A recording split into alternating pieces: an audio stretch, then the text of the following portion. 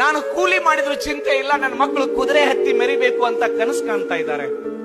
ನನ್ನ ಕಾಲಲ್ಲಿ ಹರಿದ ಚಪ್ಪಲೆ ಇದ್ರು ಚಿಂತೆ ಇಲ್ಲ, ನನ್ನ ಮಕ್ಕಳ ಕಾಲಲ್ಲಿ ಸ್ಪಾರ್ಕ್ಸ್ ಚಪ್ಪಲ್ಗಳು ಇರಬೇಕು ಅಂತ ಕನಸು ಕಂಡು ನಿಮಗೆ ಶಾಲೆ ಕಳಿಸಿದ್ದಾರೆ.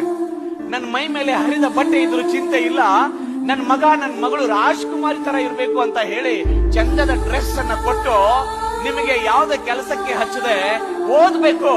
ನನ್ನ ಬದುಕು, ನನ್ನ ಮನೆತನದ ಬದುಕು ನನ್ನ ಮಕ್ಕಳಿಂದ ಬದಲಾಗಬೇಕು. ನನ್ನ ಮಗ ನನ್ನ ಕುಟುಂಬಕ್ಕೆ ಆಧಾರ ಆಗ್ಬೇಕು. ನನ್ನ ಮಗಳು ಭವ್ಯ ಭವಿಷ್ಯತ್ತನ್ನ ಕಾಣ್ಬೇಕು ಅಂತ ಕನಸ್ಕೊಂಡು ಕೂಲಿ ಮಾಡಿದ್ರು ಚಿಂತೆ ಇಲ್ಲ, ಹಣ ಕೂಡಿಸ್ಕೊಂಡು ಸಾಲ ಮಾಡಿಕೊಂಡು ನಿಮ್ಮನ್ನ ಕಾಲೇಜಿಗೆ ಕಲಿಸಿದಾರಲ್ಲ, ಯೋಚನೆ ಮಾಡಿ ಒಂದು ಸಾರಿ. ಆ ತಾಯಿಯ ಋಣವನ್ನ ತೀರಿಸ್ಬೇಕಲ್ವಾ? ಆ ತಂದೆಗಳ ಋಣವನ್ನ ನೀವು ತೀರಿಸ್ಬೇಕಲ್ವಾ? ನಿಮಗೆ ಜ್ಞಾನದ ಭಿಕ್ಷೆಯನ್ನ ಕೊಟ್ಟಿರುವ ಗುರುವಿನ ಋಣ ತೀರಿಸ್ಬೇಕಲ್ವಾ?